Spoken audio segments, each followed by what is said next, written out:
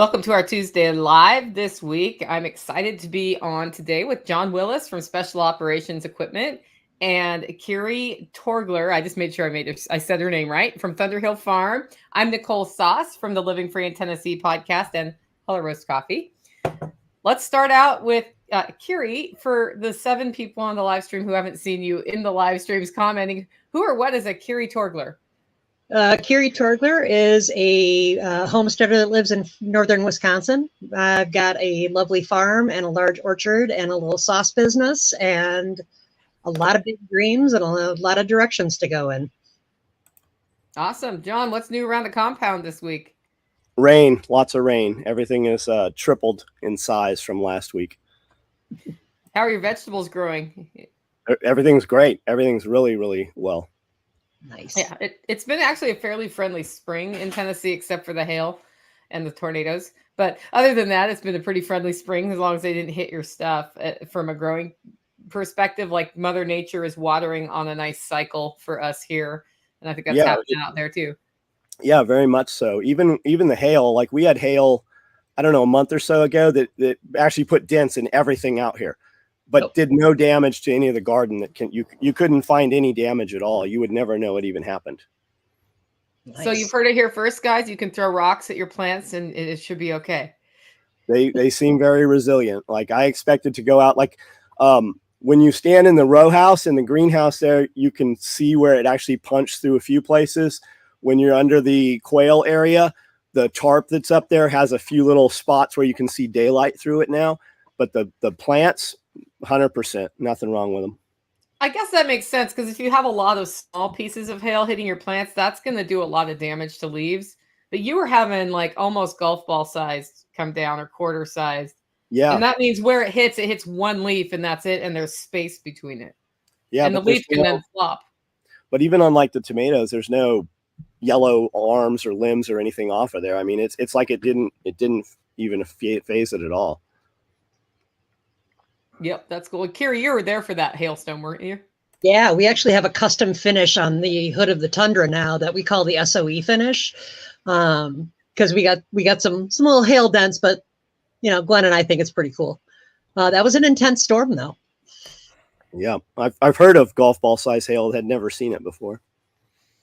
Yeah, somebody put a picture up of the hail like build up on the road, and somebody said they were liars because it looked like snow. They were just like, that's bull. And I was like, I have 2 live videos from 2 people at SOE that tells me that you're wrong. Yeah. So, okay. So, Kiri, I think I'm going to start out with the elephant in the room. Yeah. You have a perfectly decent job that you like. Yes, I do. I'm a director. What? So I was just saying, I'm a director of human resources. Well, and your hair is blue, so that just fits all of my stereotypes. And you are going to be walking away from that job and going full-time on your homestead product line at Thunderhill Farm. What would possess a person to leave something perfectly secure that you like? It's not like you go in and you're like, I got to get out of here because it's killing me, and go to running your own thing, the hard life of growing things and producing stuff from those things, like that whole thing that you are now walking into. Honestly, I went through some health problems and really looked at my life and looked at my programming and who I listen to and who I invest my time and my mind energy in.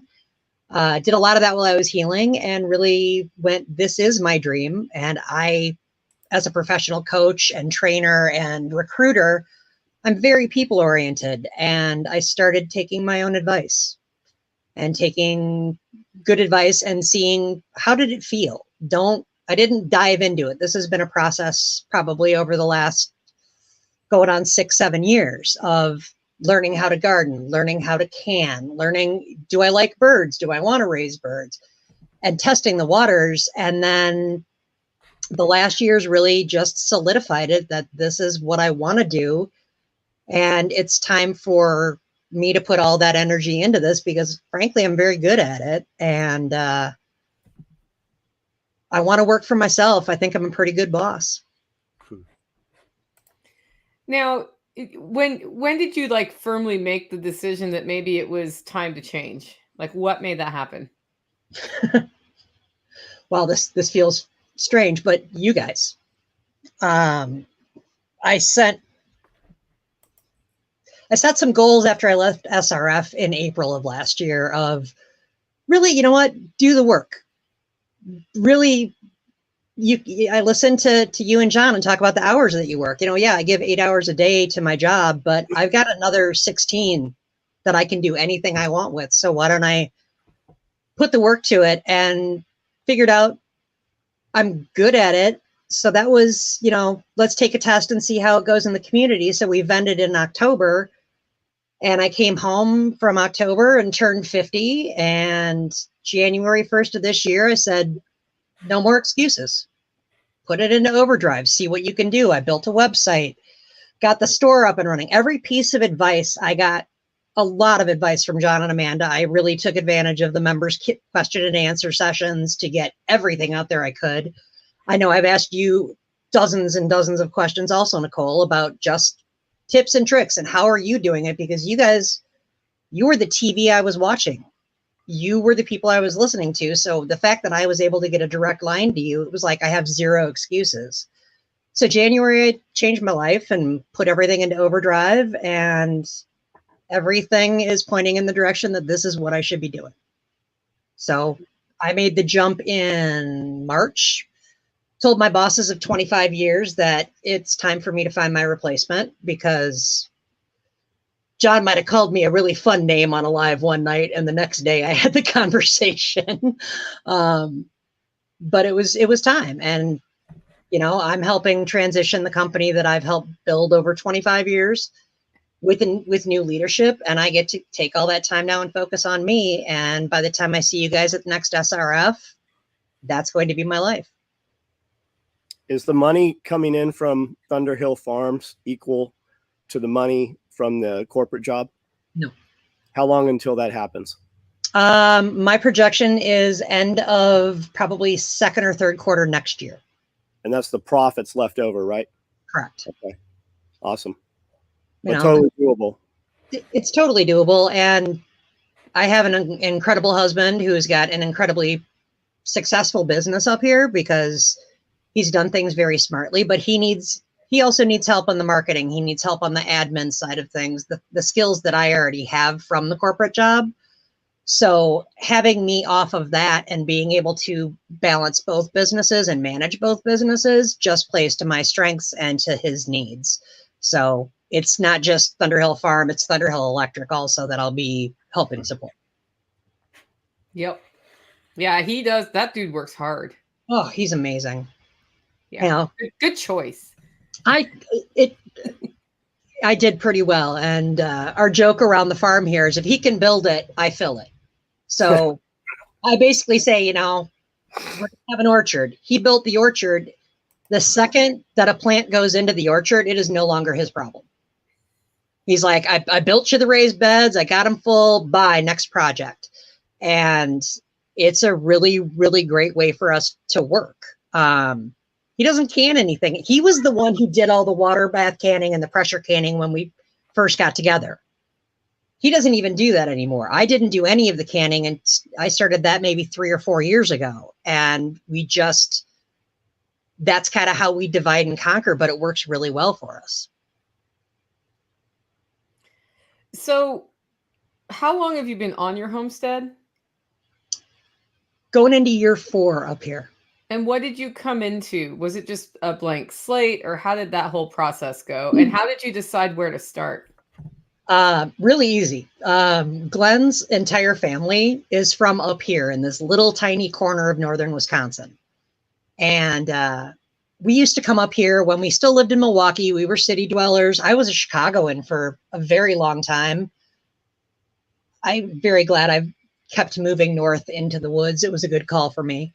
But his whole family lives up here. So we are shirt tail related to everybody within 2.5 miles of us. And the land that we ended up buying, it's a very strange parcel, but it borders his brother's property and cousin's property. So we have like a 7-acre diamond that for probably 50 or 60 years, they were just the best farmers. They rotated between potatoes and wheat. So we bought a homestead with a lot of dead soil. But we got it for a song. We own it outright. And the 100-year-old house that we're moving this summer over to a different section of the property was actually where several family members' parents were born. So we want to keep the house and kind of keep that piece of the family history. But after we bought the property and were really able to start looking at it, we realized how bad the soil was and that it needed a lot of deep work. So we don't do a whole lot in the ground. We do a lot of soil prep before we even plant trees, which is great. We are very good at gardening rocks up here. We pull boulders out. One of the biggest and most amazing things that we do have up here is access to family and all the tools that the family have. We daydream all the time about moving to Tennessee because we love it down there. And there are some amazing people that live down there. But then I look at Glenn and go, yeah, but the skid steer and the front end loader and the 6 or 7 different tractors and the four-wheelers and all of the things that the family has that we have access to, that's been a force multiplier, as we like to say. So we love, and it's beautiful up here. We have 4 very distinct seasons. When we take our drive around the block, which is what Glenn and I do to kind of reset every week and talk about what we have to do the next week. Our block is 13.5 miles through the hills and valleys, and it's gorgeous. But we still want to go to Tennessee. Yeah, we all want you to come to Tennessee, right, John? Yeah, we have tractors here, Kiri. I know. There's land for sale near John, as I understand it. Yeah, everywhere. Well, we'll be coming down in a couple of weeks, I think, to work on some projects with you guys. So maybe when you say rock, are you guys like on bedrock? Could you put a pond in, or do you just have rocks like we have rocks? That we have rocks like you have rocks.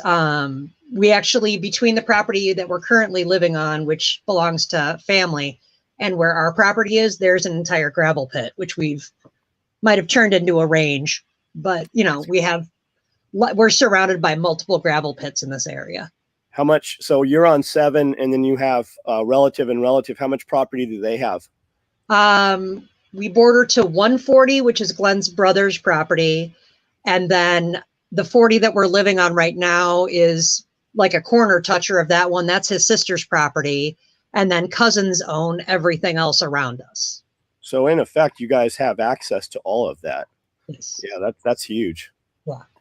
And I mean, like literally straight through our property has been a family easement for years. It's a legal easement also, but it's literally just, that's the way people have cut through to get to the backwoods. Yeah. So it's something that we just had in our plan of like when we're going to run the driveway and we're going to make sure that it follows that path. So it's just easier for anybody using that cut through.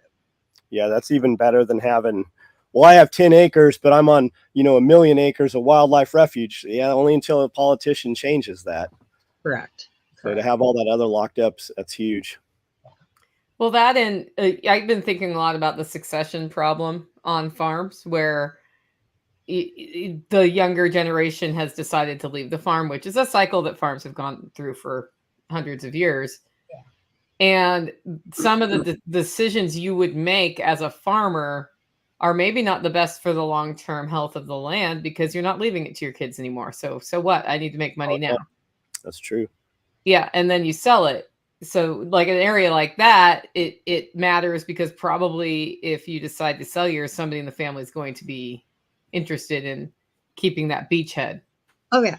And we've talked to our kids. Glenn's got 2 kids from his first marriage, and the look on our son James's face when I walk into the orchard and tell him this is this type of apple, this is this type of blueberry, and he's looking at me kind of like, why are you telling me this? I'm like, do you not get that this is your inheritance? And everything changed. He suddenly tuned in and was like, really? And I'm like, what are your dad and I going to do with this? We need you to understand what we're building here so that you can keep it going, because between my ideas and his engineering, we're going to have so much of this operational. I mean, we're sitting, not to sound like I'm bragging, but we're sitting on 9,000 watts of solar panels, just waiting for us to have the time and the projects to put them up for. Yeah. That sounds like a workshop. Doesn't it? Well, that's one of the many workshops that we're talking about trying to get up here. That's one of our eventuals, is to have this be a location that people can come to, have it be a learning location. That's kind of how we're turning our get shit done weekends into, you want to come learn how to build raised beds, you want to learn how to build soil, you want to learn how to propagate plants, you want to learn how to take care of little baby chicks. Like, everything's happening this weekend up here. Yeah, it looks like Letty's ready to come out for a GSD weekend and help you put those panels up. Awesome. Yeah, and I've got plants for Letty that I got to get to her. Yeah. Yeah, she saw the show announcement today. She said, "I guess I'm not driving out to Kiri's for lunch to pick up my plants." Yeah. Yeah. Yeah, I might be able to come to that. I have a family in the state. See? You've already got somebody ready for your solar build. Fantastic. I'm looking forward to helping cross promote it. Nice. So yeah, we've got a million projects, and we're lucky to have successful businesses that help keep everything going. This year is going to be a very high cost year, just moving the house. But we've had people contact us asking even about things like wedding venue, because the orchard in full summer and spring is very beautiful. And by the end of this year, with me being able to give full focus onto the landscaping portion of it and the food lanes, I think this year is going to be a big game changer for just the look and productivity of the orchard itself. What does your livestock look like? What are you managing there right now? Birds and bunnies, keeping it simple. We've got outside, I have 3 heritage turkeys, one of them sitting on a nest of about 8 eggs right now, the good old fashioned way. Inside, I have 9 broad-breasted white poults that are about a month and a half old that are coming up. I have 8 to 10 guinea. We had a really bad predation winter, so we lost a lot of our outdoor flock, but I have probably, I think, 8 outside. I have 15 inside that are about 3 weeks old. And then probably 15 chickens outside. I've got 30 inside. And then probably a dozen Muscovy duck mixed in there. And then we have 4 rabbits, and we're finally going to start to breed them this year. So the rabbit buildings, we got to nose around John's rabbit enclosures enough that I think we figured out what we want it to really be. So now that we've got that plan and that build kind of figured out, we're going to start breeding and start expanding into that. Sweet. What do you know what you're doing different than what we have on your rabbits? He's been consistently trying to build a contraption to separate what comes out of the cages. And I think between what you're doing and what he talked to John Witherspoon about his process, he's going to be doing a hybrid that way. He was very focused on wiring the cages to the kennel walls and just using you have your cages up on lumber. I can't remember. Sawhorses. Thank you. I'm like, I couldn't find the word. Doing the sawhorse process so that we can move them around easier and get around and rearrange is basically the way we're going to do the new room. Cool. Yeah. So if he has a way of separating the things that come out of the cage that works consistently, I'm very interested in that, because we've been messing with that too a bit. So every company making cages has them. If you look at KW Cages, they actually build their cages for production, for rabbit production commercially, and they sell it by the section, and it comes down, and you can put it into a IBC tote and then haul it away, or you can actually put it into the sewer. And then there's also some that require irrigation with water, and then some that don't require any water. There's a guy on Facebook who is taking sheet metal, like you build AC ducting out of, and he makes these funnels that fit on a 24 by 30, 30 by 30, 30 by 36 cage. He makes them specifically for your size cage, and it comes down into a funnel, and you put a 5-gallon bucket under there. Now we move it by hand, and I actually like the idea of the 5-gallon bucket because I can grab it easier. Whereas when I use the cement trays, there's 2 sizes of cement trays. There's the small and the large, and I'm super lazy.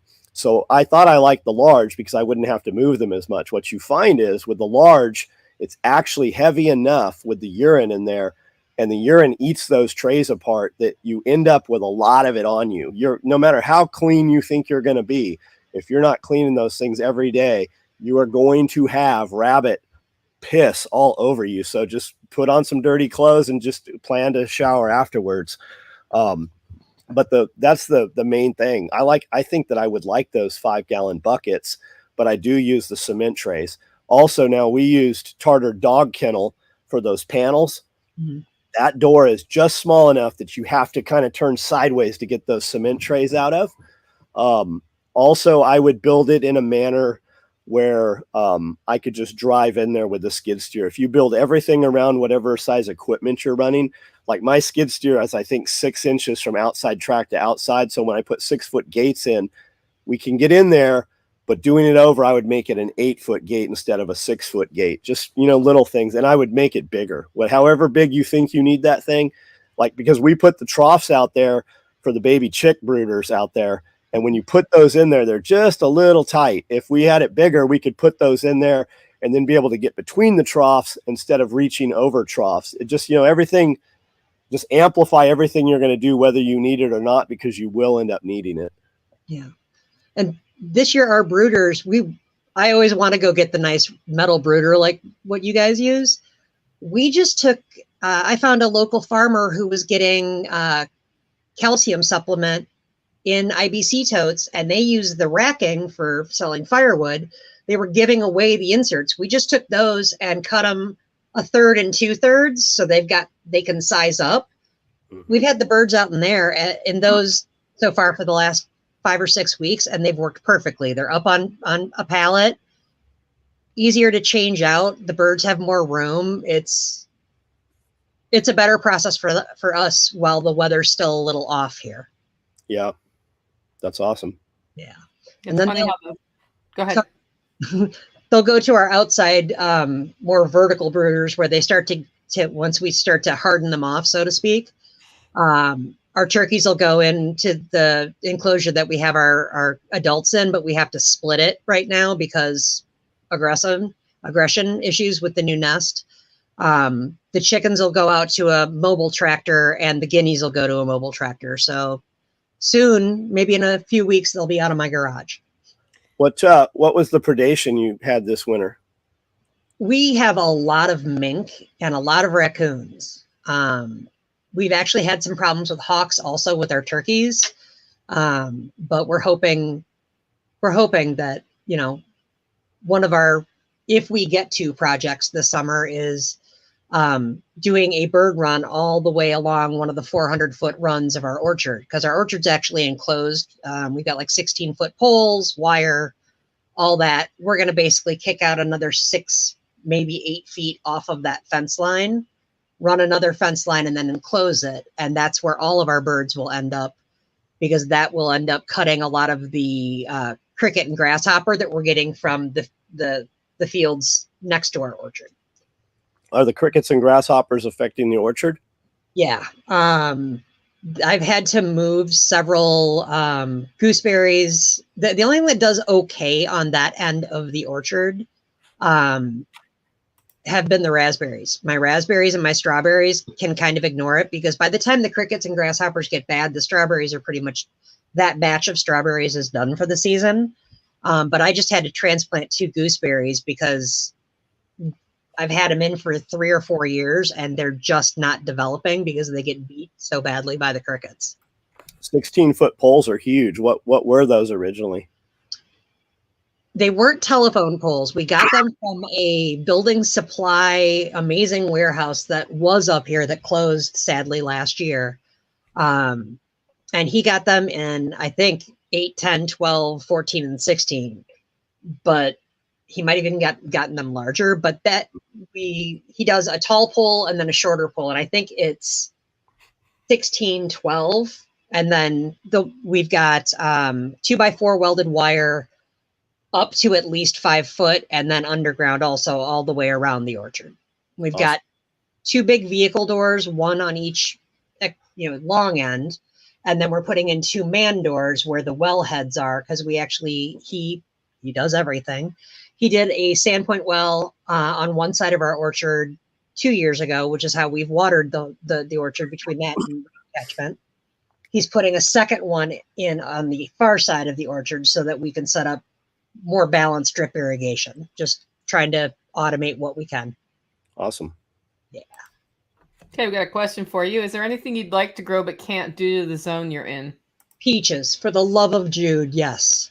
We're in zone 3B up here, so there's a ton that I can't grow up here. Peach, if I could have peaches, I would probably already have 10 peach trees. If I lived in Florida, I would grow mangoes and avocados just to brag that I could grow mangoes and avocados. Otherwise, we do pretty good. I mean, I've got 5 or 6 varieties now of raspberries and blueberries that I grow in our orchard. 3 or 4 types of currants, 3 or 4 types of strawberries. You know, every year you just add a little bit more. And this year we're doing a lot of rearranging and looking at where things may be planted and really going, are they thriving here? Or is it time to try to, now that we have more beds, now that we're expanding and actually have places to plant them, you know, is this best here? That's where I'm doing a lot of flipping around of taking blueberries out here and putting them in over there. And, you know, it's the great experiment. So I don't know you what have to commit to where it is and stick to it. No. I don't know what the definition of farm is. Like I say, people ask what we do, and I say we're a farm, but I don't really believe that we're a farm. But you said earlier you're putting in another 145 feet, a couple 145-foot beds. Like that's a serious amount of raised beds. How many feet do you think you currently have? We probably have about 700 feet of raised beds right now. And then I also have raised beds similar. It's kind of the hillbilly version of your Tractor Supply beds. 55-gallon barrels split the long way and then a welded frame. We have 20 of those. Those are going to be migrating off of the living property down to the orchard this year. So we'll probably have over 1,000 feet in raised beds by the end of the summer. Do you guys move those by hand, or do you ever need to move them? The ones that we're going to move this year, the barrel ones, we've got them lining all the way around the house that we live in currently. Those will move down and do basically an outside wall of the orchard, and they'll never probably move again unless something terrible happens. Got it. And we just got the greenhouse finished. That has another 50 feet of raised beds. How big is that greenhouse? 12 by 26. So it's a little Harbor Freight deal. Mm-hmm. Basically, my nephew gave it to me for Mother's Day a couple of years ago. He moved up here with his family and he kind of co-farms with us. And he was like, you're the one that grows everything, so I'm just going to give you this for Mother's Day. And I was like, that was a very smart move. Thank you. That's cool. So What it's just do you do with all the surplus stuff you grow? I make sauce. I don't have a lot of surplus because I was raised by a very brilliant but very frugal mother, and nothing goes to waste. So we harvest all summer, and I have container after container of clean and frozen produce. And then once the garden gives up the ghost, I go into cooking mode, and I start cooking in September. And I don't stop cooking until we come to the festivals and whatnot in April. And then I come home from KSL, SRF, Midwest Preparedness, you know, the gamut. And the switch stops and I don't make sauce. Then I'm worried about plants and baby birds. So I've got a really nice split of kind of how my year breaks down, which is lifestyle design, is something that I've done very intentionally and really like living this way a lot, because constantly different. There's always the change up, and I'm a Sagittarius. I get bored really easily. I need new projects, so it works for me. How much time do you think it takes daily to maintain the property? To maintain 4 hours, to do a good job 8 hours, to do the job that I want to do 12 hours. Okay. For one person. for one person. Mm-hmm. I mean, but it's also, again, designing your life to succeed.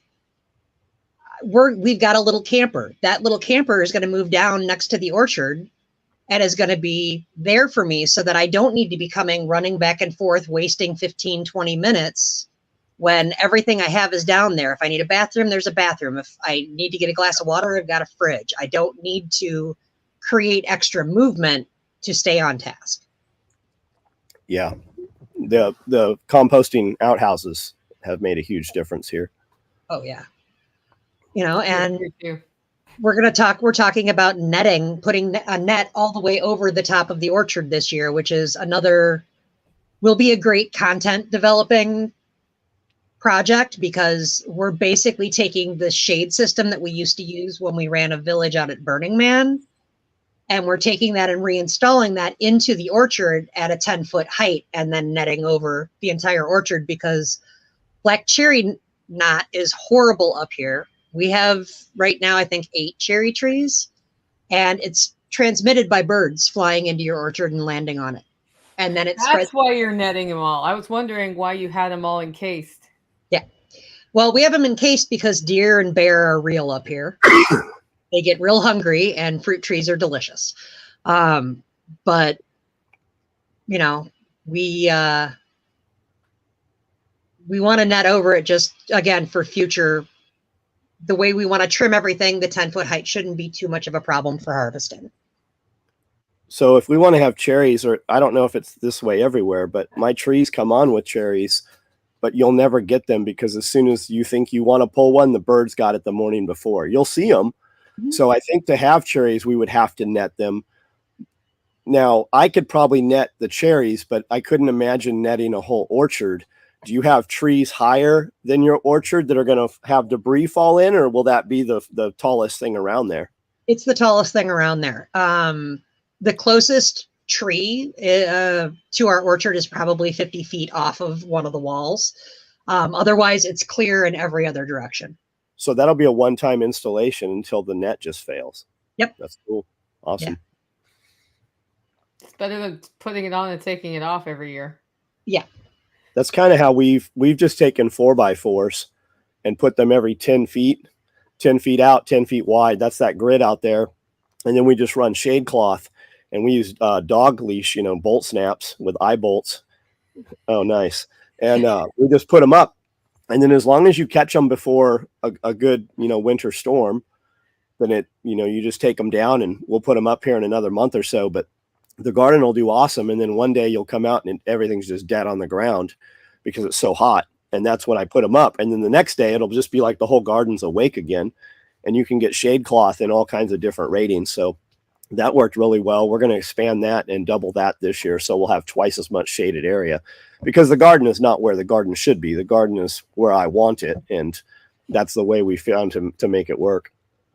We also have, back from the Burning Man days, we have a ton of those deco kind of triangular shade cloths in several different colors. So if I have my way, once the netting goes up, I will start to position those to be the surrounding one, not only as a shade break, but also as a privacy break.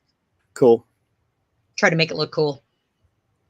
I have no doubt you will make it look cool, Kiri. Well, if you want people to come and visit and come and check out what you do, you got to make it look cool. You got to give them value. Yep. Jeremy would like to mention that you grow amazing salted caramel, but it doesn't grow in his zone. Tell us a little bit more about that.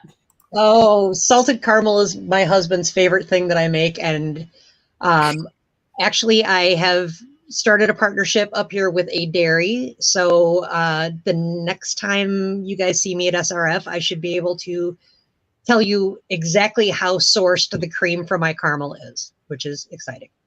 But I make caramel sauce, and it's ooey gooey and delicious. And it's great on apples. It's great in yogurt. It's great in oatmeal, however you want to use it. Just with a spoon. With a spoon. Yeah. My darling husband used to eat it on apple slices, and he looked at me one day with that smile and said, "Babe, I figured out how to cut down on the sugar. I'm going to the apples. I'm just going to eat it with a spoon." I was like, Okay, babe, whatever works for you. But we've both gone very ketovore, so I have lots of, well, not a lot, but I have a decent amount of caramel on the shelves, but it stays there until someone orders some off the website.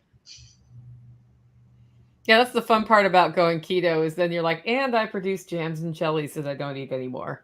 Well, and that's where I pivoted, because I used to do the very traditional strawberry jam, you know, very sweet stuff. The caramel is definitely the sweetest thing that I make, but that's where I pivoted into sauces of, you know, when you're ketovore, you're keto, you can use a little bit of it, especially if you're using something like stevia or a monk fruit, that you're not going to get the diet sugar taste. So I try to use things like allulose, which has, to me, zero flavor difference. It tastes, it caramelizes like real sugar. What I found is using a higher quality product, not only in the lower glycemic impact sweeteners, but also in your fruit product, you don't need to use as much of it. And you can take something like my blueberry sauce, instead of eating it, you know, a thick slab of it, you're using a little drizzle of it and you're getting a ton of flavor, but you can also use it in savory combinations. I have friends that use my blueberry sauce to saute greens and green beans. Mm. Yeah. So I'm trying to lean a lot of my products that way also, because I think, you know, trying to live this life, but also I do feel I have moments of like, is it really okay that I'm making this super sugary caramel sauce when I know it's not good for people? But everybody gets to make their own decision. Yes, Red Flyer Media says all of her goodies are freaking amazing. Well, the thing is, people do need to make their own choices, and a lot of people have something at some point, right? So not caramel sauce every meal of every day, but a little jar of it at Self-Reliance Festival or Christmas or Thanksgiving is not the problem. The problem is the habit, which it took me years to get to that the problem is the habit, but everything in moderation. Yeah. Unless you can't do it at all anymore because you're starting to cut off your limbs from diabetes. And then that's a whole different, then it's time to be 100% disciplined, I think. Radio Made Easy says, we're renting for at least another year. What kind of raised beds would you recommend that could survive moving later? I think that Evan, I can send you the plans that we have, but if you know how to do basic, very simple welding, like I could do the welding, getting some tube stock and building these very simple frames, and you can source 55-gallon drums anywhere on Facebook, cut them, wood base them, put your, then your soil complex, and they are super mobile because you can dump and haul, and then you've got a frame. It can be reused, repurposed. I think that's for, if you want something that's mobile, that's the direction I would go in, because they're gonna outlast anything that you're buying that I've been looking at. And those are mobile in that you're going to empty them and then they're light enough to move? Correct. Got it. Yeah, and I would say, what do you want to grow, Evan? Like, how much food between now and moving in about a year do you want to grow? And how does that support you towards your goal of moving in a year? Because I love having vegetables, but if I knew I was moving in a year, I'm going to tailor it to, like, I really want some tomatoes, some peppers, some spinach. 5 gallon? I'll probably buy my green beans at the farmer's market and can those, because why put all that work in to only get it for one season? Are the 55-gallon drums, plastic drums, the same dimensions as the metal? Would they fit the same frame? Yep. Yeah. Okay, we're going to have some videos of Evan welding, it looks like, this year. I have no doubt that he can weld. Yeah. There's nothing Evan can't do. That is true. Okay. John, what shade cloths would you recommend for tomatoes in Florida? The truth is, I don't have a clue. I get whatever shade cloths I can get readily available, and I have all kinds of different darknesses. Some of them aren't even shade cloths. Some of them are cargo netting from Tractor Supply is what I started with. And the only reason I went to a shade cloth over that is because the price tripled right after COVID. Whereas I was buying them for $60, they were upwards of $180. So then I started buying shade cloth, and I sourced the most recent ones off of Amazon.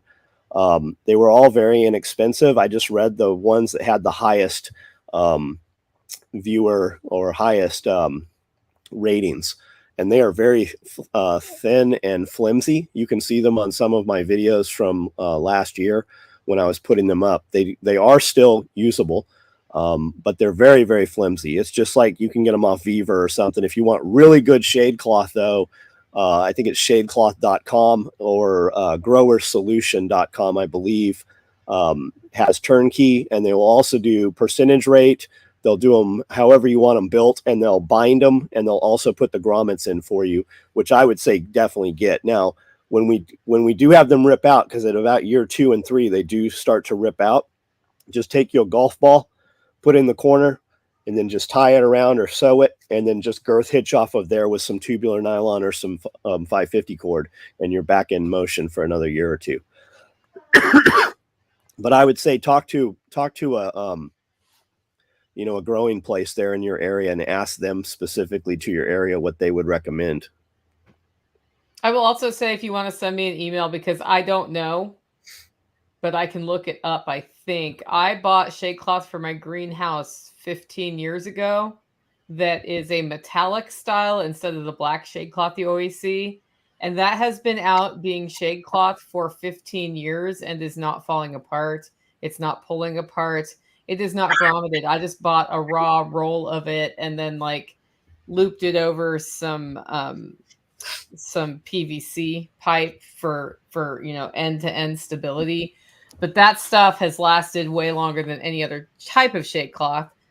It's expensive, but that's a buy once, cry once. And if you want to know where I got it 15 years ago, you'll have to email me because I will have to dig up an invoice. But it was one of the big greenhouse supply stores, and it is the metallic stuff, not the black stuff. Yeah, so, Grower Solution has that too. They're near you. That type of netting, if it's the metallic kind of silver edged stuff, it's called a luminette, and they use it for shade cloth out at Burning Man quite a bit. So that can go through everything, and it's definitely worth the cost. Yeah. So that's your buy once, cry once, but it's not necessarily, I mean, the less expensive black stuff, I've now got my second year on it, and we just put a whole bunch of 50% shade cloth up under Taj Mahal before the spring workshop so that it's not as hot under there. And it looks good. It's, we'll see how many years it lasts, but if it's lasting me 4 or 5 years, then I have to do the spreadsheet, but I'm pretty sure the black stuff is, for my life, maybe a better choice. I just have that one piece because I had it over my greenhouse for years and years and years. It outlasted my greenhouse. Like my greenhouse fell apart before the shade cloth fell apart. Bootstrap Farmer also, I would check them out. That's Jesse has an incredible YouTube channel. Yeah, so anything those guys are putting out is always spot on too. But that Grower Solutions right by you, Nicole, and they do all kinds of commercial type stuff. That's where my irrigation system came from too. Yeah, I should go see them. Yeah, a ton of those. I think Tad knows those guys. Who made my greenhouse? Grower Solution. Row house. They're actually coming out to Tad's place. The CEO's coming out and installing Tad's at his place. Oh, that's cool. Yeah. Yeah, they're shooting video out there. Cool. Well, that's kind of been one of those things on my list for a year I haven't done, that it's time to get it off my list for a year and just go do it. How many things like that do y'all have? None. No, John doesn't have any. He's like, I make my decisions and I go with it. Ours has to sort down to almost like the elements. Okay, what do we have to do for water this year? What do we have to do for the plants this year? What do we have to do for the birds this year? And each of those have 3 to 5 projects on them, and then you get to start to play the money and time game. Yeah, and priority. I was pretty piss poor at choosing my priorities for the last 6 months, and it slapped me in the face and taught me a lesson. And now I'm better at choosing my priorities. What's the one that stands out the most? What? Me? Yeah. I said yes to too many speaking engagements. Got it. That's literally that don't really bring in money. And so because I want to help people. And it led to me not having enough time to do the things that are most important here and for Hollow Roast and for my podcast. So I have said no to everything when I realized that, because, you know, I want Self-Reliance Festival to be off the hook in October. The only way I do that is invest time in that. I do not invest time in that if I'm on the road. Yeah. Yeah.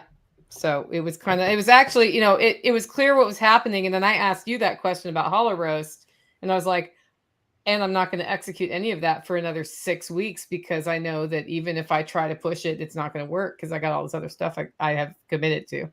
Yeah. And Hollow Roast is the biggest income earner there. Yeah. It's the one I should like. We just officially launched the K-Cups today. So, which are awesome. Like, you don't even need to add anything to them. I mean, just straight black out of the pod. They're like perfect. Like when we had the first ones, we had our input, and then it was changed, and then they were spot on the second time. Like this set we got they're ready to go. I mean, 100% better than they ever could have been. Yeah, your feedback helped me, because I only had tasted those in one K-Cup machine. And so like I spread out the first sample batch to a couple people, and you're like, it's just not quite as robust. And so I had them put more coffee in each pod. That was the solution. That was it. Super simple. Yeah. And then I just did the whole camping trip I just did for Midwest Preparedness this last like 4 days. I did it with K-Cups the whole time, because I wanted to see what's it really like to travel with these things. And we shot a couple videos, of course. So yeah, volume would be the biggest thing. Weight's nothing. Yeah. So yeah, I'm really happy with the product, and then we'll decide, you know, like right now it's Hollow Roast Dark, but we'll decide what the next kind of coffee is based on sales now. But they're doing pretty well. I just sent out the email today, and they're selling, and those things ship like that, because I'm not running out to roast them right now 2 days before I go to Texas. Yeah, so. That's awesome. You have no input on them physically. That's badass. Yeah. Now I just got to get the guys I order from to drop ship from there. I have to talk to them and see if they do that, because that actually then they're even fresher. Yeah. So, or AJ needs to set up his K-Cup production facility. Right. He needs another project too. Yeah, when he was here, we were talking about him, because I ran the numbers on, you know, like what the labor cost is and all of that. And I could tell he's like, how much is a K-Cup producing machine? And why don't you want to do that? And I'm like, because I don't want to build a business where I am running coffee through through that machine. That's not what I want to do. Yeah. Anyway. How much is a K-Cup machine? Oh, you can get into it for $8,000 to $10,000 by the time you're done with everything at a sort of an entry level.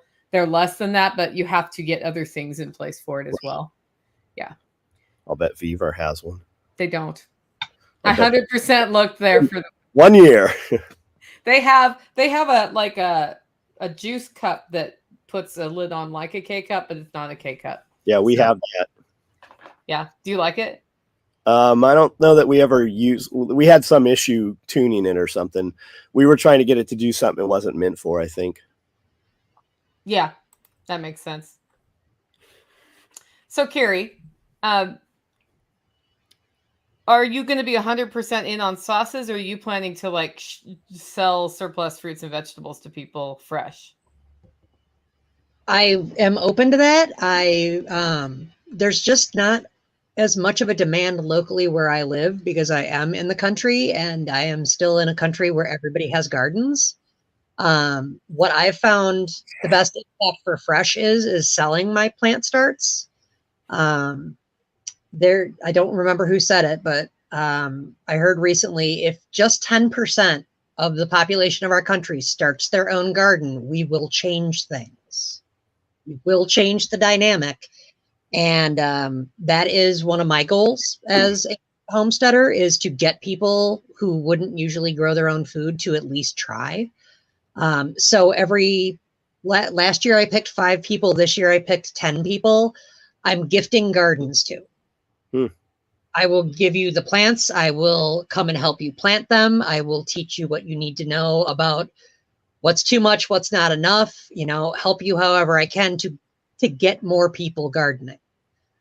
So that's where I spend a lot of energy in the spring and summer up here, is just making sure people have what they need and the support they need for their first gardens.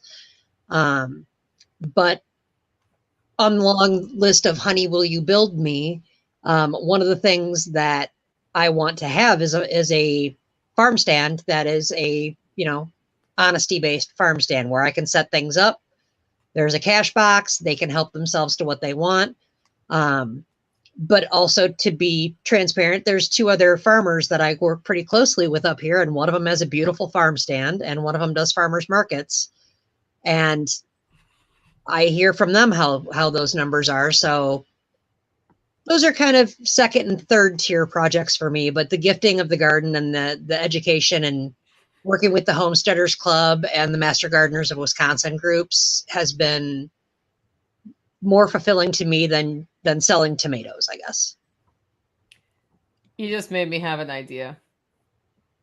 What if people could pay you to gift people gardens, like give the gift of a garden near you or anybody else like you?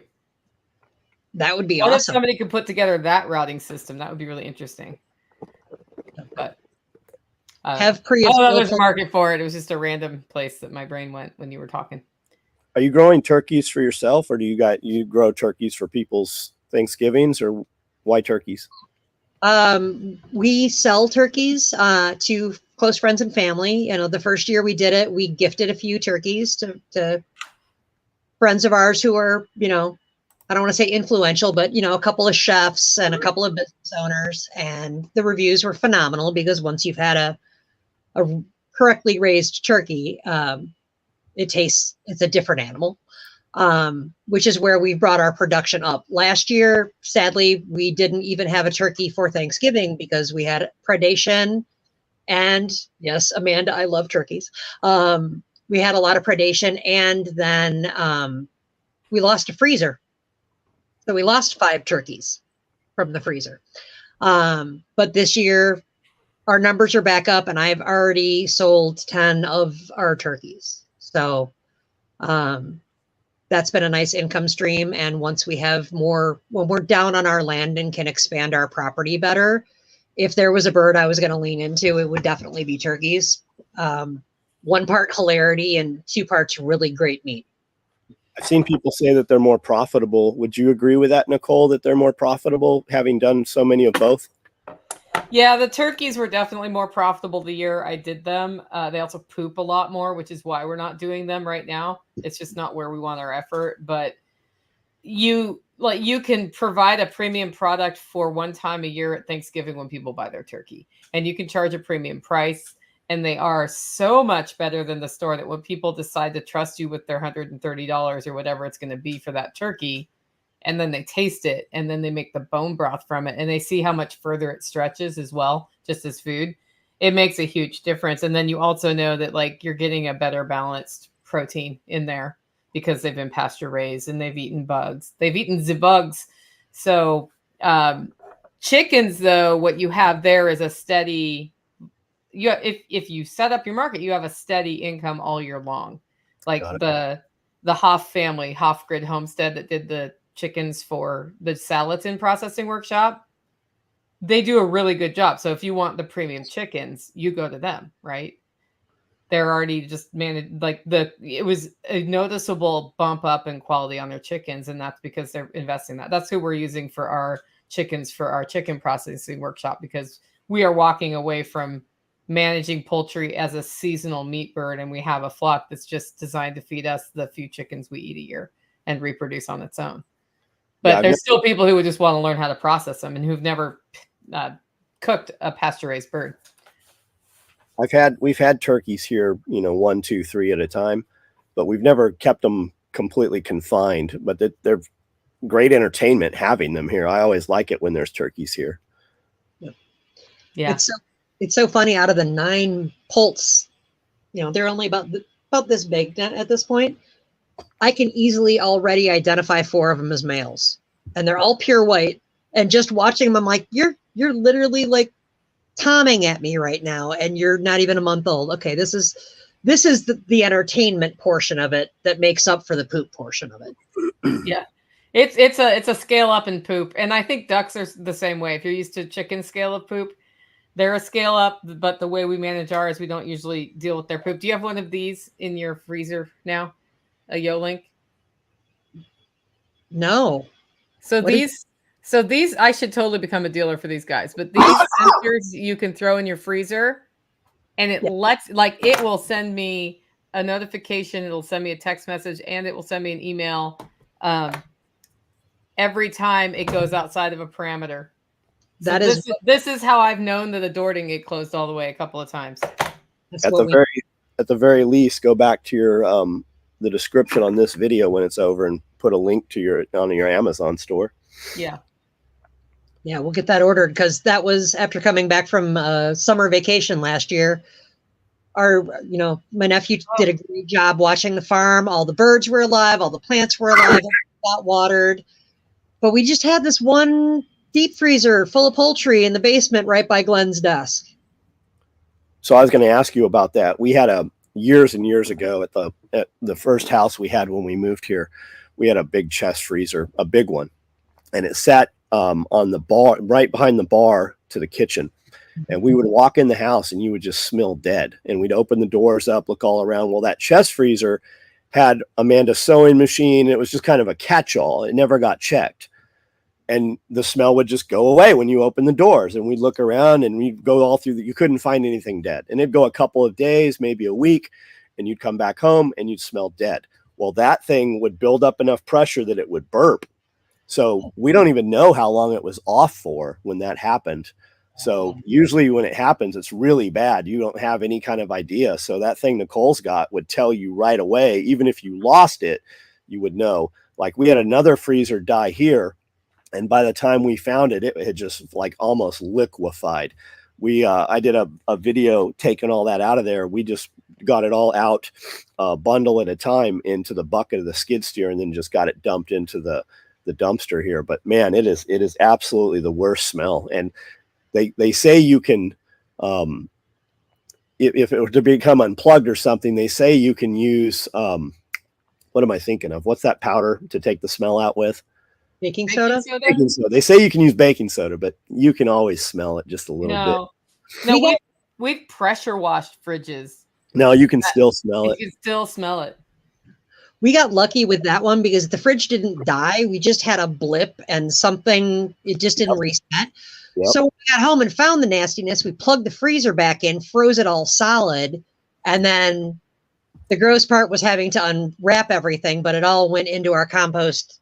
Like, we've got a big meat pile down on our land that it all went to.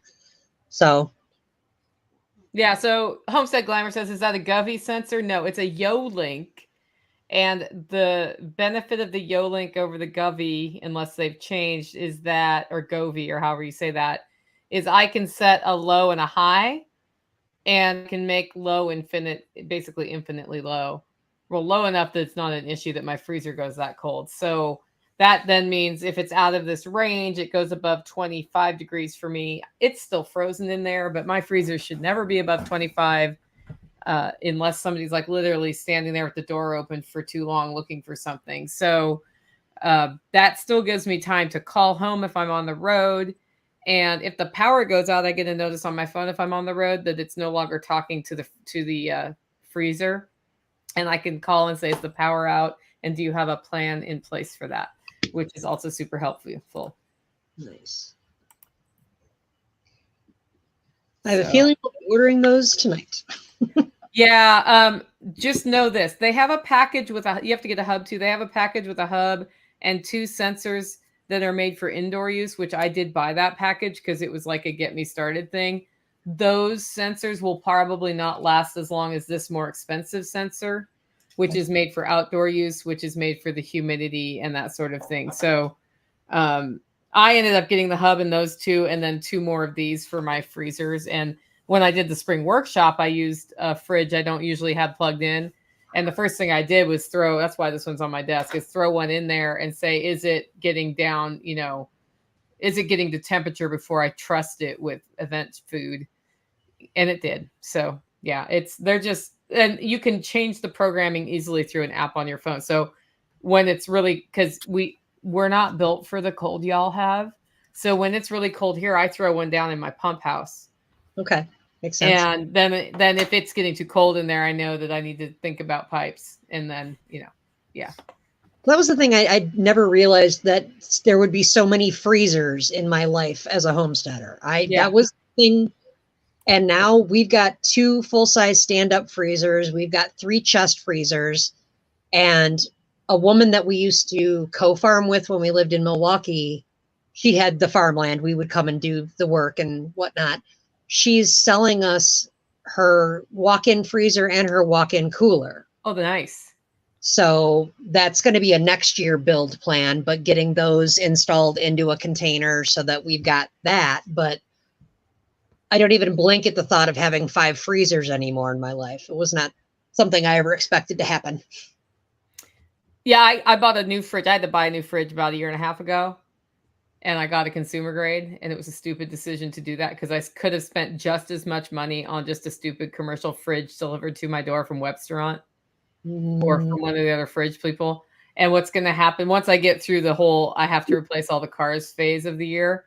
The next phase is the fridge phase. I'm going to use that one as an event fridge when I need it from time to time. And I'm getting a commercial fridge in my kitchen because I'm over it. I am over the crap quality appliances that we get. So yep. I should have, like John told me that 5 years ago or something. And I shouldn't have taken this long to absorb that message. He's like, there's my commercial dishwasher. The commercial fridges work until they don't work, but you can repair them. And then boom. Yeah. I can't wait to build our summer kitchen that is going to be a project for next year. And that's where the commercial stove and countertops and all the commercial grade stuff that I've been slowly collecting over 3 years gets to go. Are you canning outside right now when you can?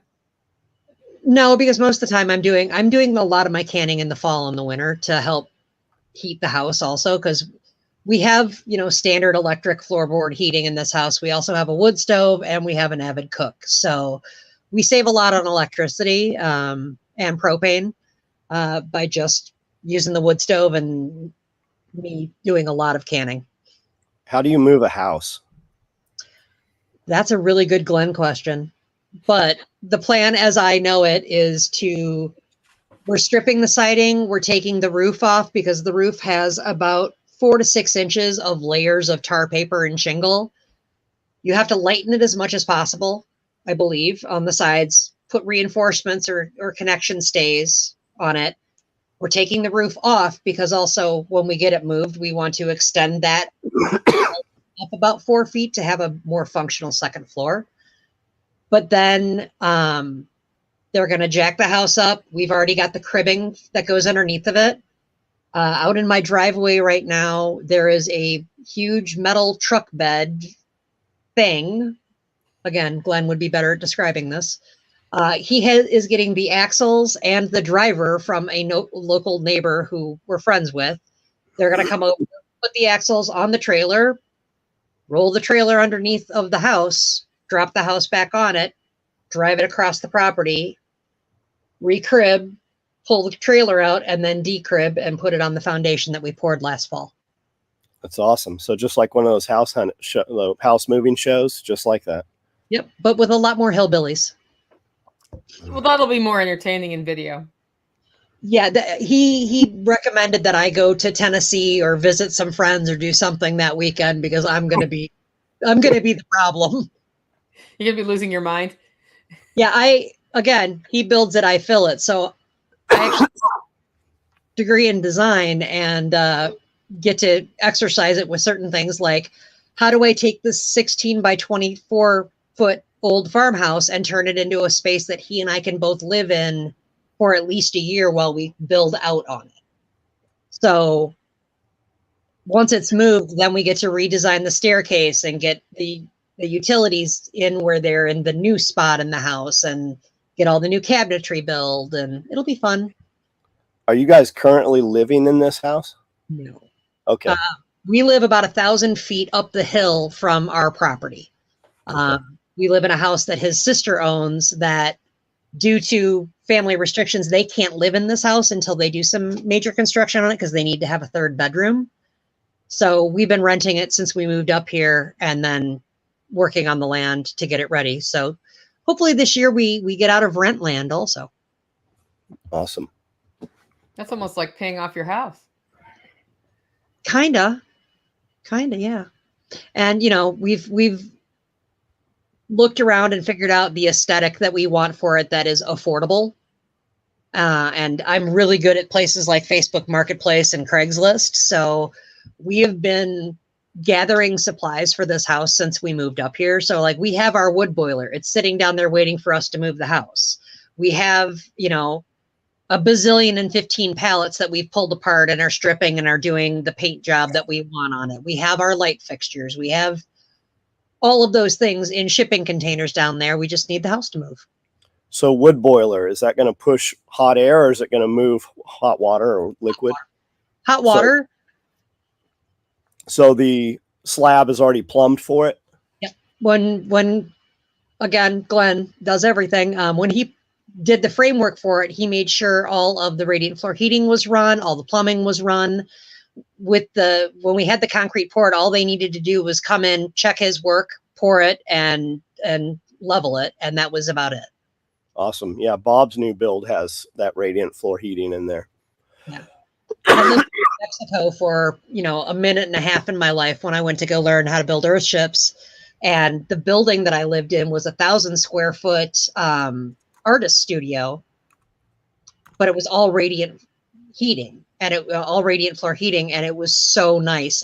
It's something that he and I talked about heavily of, this is something that we should really try to incorporate because the heat is great that comes off of it. It does a great job of heating your whole space much more effectively than even like the kind of electrical floorboard heaters that we have in the old houses up here. Mm-hmm. Are you going to have a wood stove too? Oh God, yeah. I can't live without a wood stove anymore. Like everybody says, why Wisconsin? And I have the moments where, you know, you wake up at 4:30, 5 o'clock in the morning, you pour your first cup of coffee, you go down to the wood stove, you get it restoked from the night before, and you have that 5 or 10 minutes with your coffee and your fire to just go, okay, what does today look like? What do I need to get accomplished? Where are my priorities? And the days that I don't do that, it's a harder start. It's like that just lubes my gears up, so to speak, to get going for the day. And it's just like, who doesn't want to open fire? You know, like I love having a wood stove. I love the fact that my grow room is where the wood stove is. So if the weather gets touchy outside and we have a fire going on in the wood stove, it's just helping all of my plant starts. That makes sense. Okay. You're giving a talk on Homestead HR at Self-Reliance Festival. I am. So what got your gears rolling on that? What do you mean by Homestead HR? You need homestead resources. Something I say to people all the time is use your resources. People don't think about what their resources are, not only, you know, material things, but people. Do you know a plumber you can ask a question to? Do you know somebody that's really great on web design that you can ask questions to? I'm very good at finding people's skills. It's what I've done for a very long time. And I'm really good at getting shit done. So we have these GSD weekends where we'll have anywhere from 15 people up to 50 people come up to the farm. What I'm very good at is organizing that and making sure that the people who you are inviting know what to expect, that you are prepared for them in so many different ways: safety, food, water, logistics. You know, where are they staying? Is there going to be shade for them where they're going to be working? You need to think through your whole process. I've been a project manager for years, so really looking at what do you want to get done? How do you need to get it done? Do you need skilled laborers? Who are the people that you need? When does it need to happen? Is it season dependent? And really breaking apart your project and then breaking apart what do you need people-wise or labor-wise. And then there's a lot of aftercare to it, you know, making sure that there's an ownership feeling for the people who are coming and doing this work. Feed them well. Feed them off of your farm if you can. Give them as many stories to take home with them as possible. When they're done, when the project's done, make sure you're showing them what you helped build. Have content to share, to brag about the work that they did. Stay in touch. Let them know, you know, hey, we may be doing another project in the next 6 months. Would you be interested? keeping that connection going and really being able to build not only community, but build a community-minded workforce that wants to come and help you succeed and your project succeed. So I'm very good at teaching people from my own experience on how to do that and how to get volunteer engagement from folks when, who wants to come up and build raised beds is not a really good sales pitch. But who wants to come up and learn how to be more self-sustainable, how to learn how some heavy equipment might work? Who wants to get their hands dirty and, have a farm to table meal and see what that journey really looks like? So I have a lot of ideas about how to do that. And, I'm excited to share that. Hopefully help people be able to build their communities and their kind of volunteer work team for their farms and homesteads. Yeah, I think the biggest challenge that we face as homesteaders is when you need help, how do you get the kind of help that works? And one way to do that is other homesteaders in your community doing sort of that permablitz approach or the GSD weekends. But what if you can have a longer term relationship with somebody who wants to come and learn at the same time? That's pretty cool too. So I'm really looking forward to that talk for sure. What's funny? It's very easy to negotiate things that get everybody in trouble. Yes, it is. I mean, and the people who come and help us most frequently are people who live in the city. They want to know what it looks like. They want to know, what does a real farm look like? These are our friends that live in Detroit and live in Chicago and live in Milwaukee and Minneapolis that are getting away to the farm. So it's also a destination for them in a lot of ways. And it's all about how you present yourself and about, you have a lot of work to do no matter what to get a project done. This is requiring a different skill set of really organizing and thinking from the volunteer's point of view. So. Well, we're coming up on a little over an hour. Why don't we do once around the horn and wrap up today? Let's start with you, Mr. Willis. I've never called you that before. SOE Tactical Gear is the website. I do a live every night at 9:00 on this YouTube channel. And those conversations are driven by whatever you guys type out. So jump on there, join us, and 9:00, we will see you guys there. Kiri, what you got for us? Kiri Torgler from thunderhillfarm.com. My website is live and ready for you.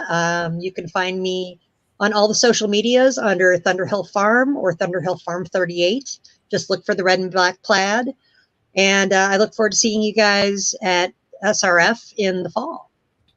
All right. I'm Nicole Sauce from the Living Free in Tennessee podcast and the Hollow Roast Coffee. And we just launched Freedom Pods today for the K-Cups. If you are interested in trying those out, there's a secret coupon code that will likely be the only coupon code I ever release from Hollow Roast.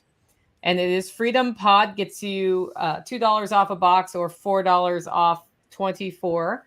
That's at hollowroast.com. Check that out. And we will see you actually in 2 weeks. We're going to be out next week, but the week after that, we'll be back on. Make it a great week, guys.